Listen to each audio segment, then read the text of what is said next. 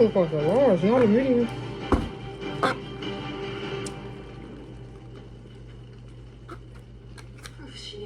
Is it raining outside? No. Are you broken? I thought you were immortal. I was having so much fun with you here. For the first time in a long time, I was actually happy.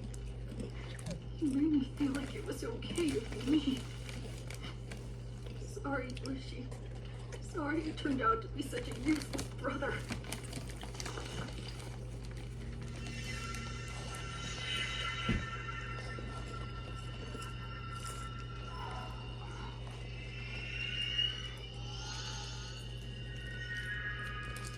What the hell is that? How is it?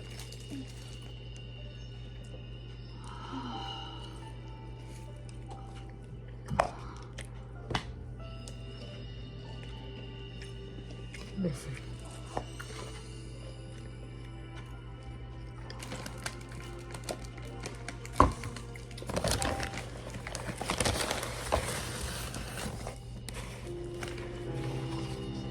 Yes.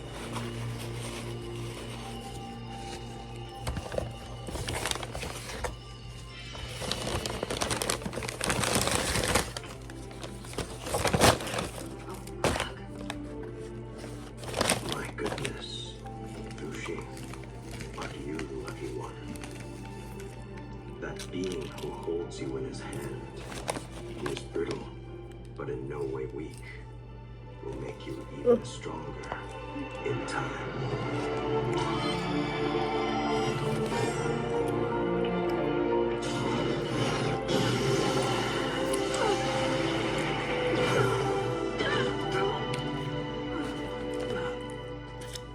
Lucy! Hey, I took the enemy down. I'm not kidding. It's not work. Yeah.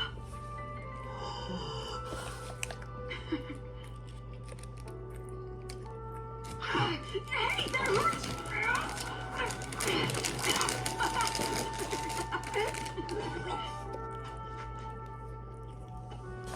Thank you so much, Google. They're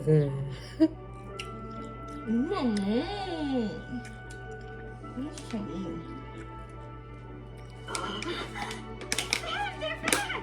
Hey, so just what happened out there? Nothing at all. That's our Google. Woohoo! I'm gonna demolish this. Oh my goodness, it's heaven. Google always makes the best food. Thanks so much for coming back here, my boy. Does this mean you've decided to forgive me? No, it doesn't.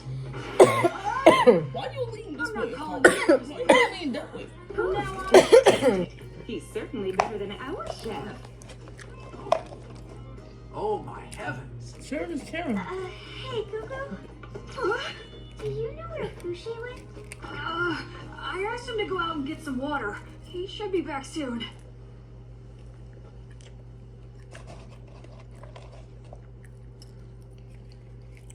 Fushi, you must leave this place. Why is that? There is a way for you to become stronger as you face your challenges. You should not stay in the same spot for very long. Really? I don't get it. The Knockers, as I've decided to call them, are a dangerous enemy.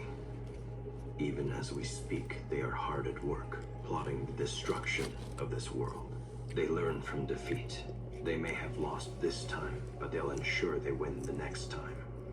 In your current state, you will surely lose. They'll attack and take what is inside you again and again, and you will return to a state of moss and rock. You understand that, don't you? Gugu will fight with me and defeat the enemy. Gugu is strong. I need Gugu to help me, so I will. You've been out here talking to yourself. That isn't like you. So then you don't see. See what? Just get your butt in here, will ya? Everybody's already eating.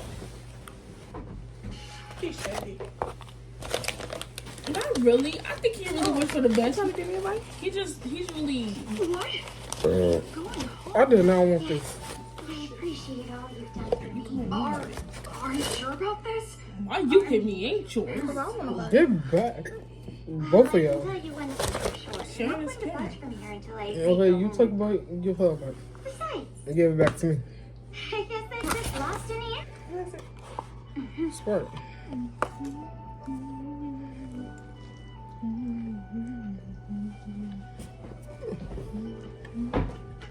I'll be seeing you again real soon. So where are you getting the food from? Lady Fushi and Mr. Shopboy. Did you just call me Shop Boy?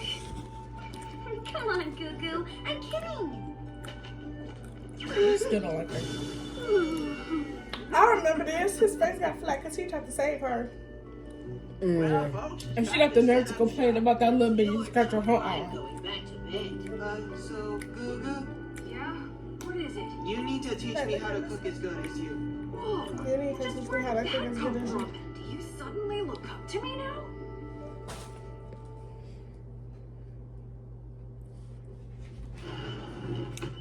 Aw, you Gentlemen, gripping my hair welcome. like that. You know, And where's I want my the same thing I change? got last time. Well, in that You got case, your can I change. try a sip of that?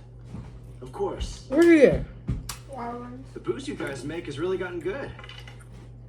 Thanks very much. Do you hear him? Worked at this place for a while now, haven't you?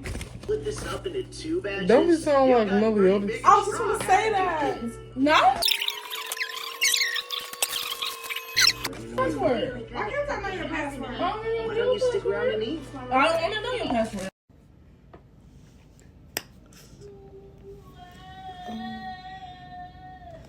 I like that, bro. But hey, y'all. I just finished reading Mark chapter 11.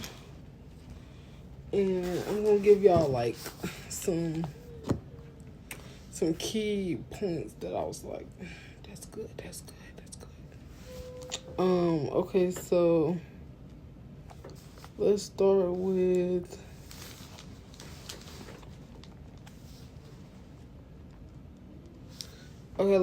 Mark chapter 11, verse 14. We're going to do 13 to 14.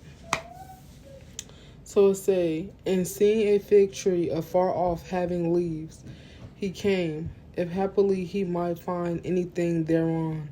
And when he came to it, he found nothing but leaves, for the time of figs was not yet. And Jesus answered and said unto it, no man eat fruit of thee hereafter forever. And his disciples heard it. So that's basically saying, like, Jesus put a curse on the tree, and he told them, do not eat from the tree. Good thing this didn't be like how God told Adam and Eve not to eat from the tree of knowledge, and they did anyway. So good thing that wasn't like that. So we gonna skip down to chapter 2 verse 21 through 24 ish. Okay, so and Peter, calling to remembrance, saith unto him, Master, behold, the fig tree which thou cursest is withered away. So Peter is saying the tree that Jesus cursed is gone, like, is dead. I'm pretty sure that's what withered away mean. That it's like kind of not there in a way. Okay, let's continue. And Jesus answering said unto them, have faith in God. So Jesus is telling them, like, y'all think that the tree is gone, just have a little faith. You know, sometimes you think that something should go one way and it goes the complete opposite way. But still, you gotta have faith that, you know, God is gonna redirect your path, redirect you on the path that it's supposed to go. So we back. I gotta do this on Snap and put it in my YouTube video because something is wrong with my storage, whatever. So let's find some other key points that I like. This was really good. Like, it talked about the money changers, like the people in the temple. What was they at? So yeah, they are in Bethpage and Bethany, like going between Bethpage and Bethany, and it talks about how people in the temple was basically like running a store and selling things, but like they was selling like bad stuff, you know, like, and it made the temple look bad, like, and you know, Jesus wasn't liking that because Jesus, like, God said this supposed to be a house of prayer, and y'all didn't turn the house of prayer into a den of thieves. Like, y'all stealing, y'all selling stolen goods and stuff like that, and it, you know, Jesus was not messing with it, boo. So yeah, let's finish. So chapter 11 in Mark, verses 23 to 24.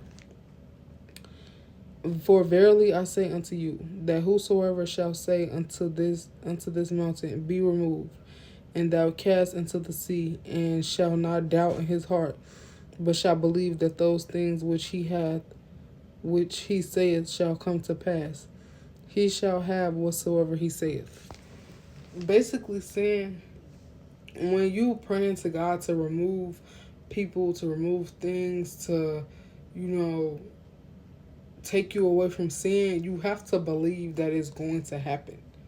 Like, you gotta know, like, I'm saying this, like, God, remove these people, you know, remove the spirit of lust, the spirit of, you know, depression, laziness, whatever you're going through, you gotta ask for it to be removed. Like, you just know God gonna do it as soon as you say it. Because even if it don't happen like that, you just gotta believe it. You gotta have faith that, you know, at some point you're not gonna have that, you know, that taste for those things. You're not gonna be depressed no more. You're not gonna just want to be with somebody just for sex or whatever the case may be. Whatever your thing is that you trying to get removed, you just gotta, you know, you gotta know, you gotta believe that it's gonna be gone. Okay, 24 says, therefore I say unto you, what things soever ye desire when ye pray. So yeah, we back. 23, therefore I say unto you, what things soever ye desire when ye pray, believe that ye receive them, and ye shall have them. So again, when you praying for something, like, oh God, I want this job, I want to be approved for this house, I want to be approved for this loan, for this car, you know, whatever you praying for, you asking God for this thing, you have to believe that it's already yours. It's kind of like what they say about manifestation. Like, you gotta already know that it's guaranteed, like it's already yours, like you got it. You gotta pray for that house, that car, like you already driving it, like you already living in it. Like, you seen yourself driving that car. You seen yourself in that house. You seen yourself working that job, owning that business. Like, that's how you gotta do it. Like, I don't know what other way to say it. You just gotta believe in yourself. Like, God already know what's gonna be done and what's not gonna be done. So the things that you want, things that you desire in your heart, you gotta pray for them like you already got it. Like, God do not play about his children.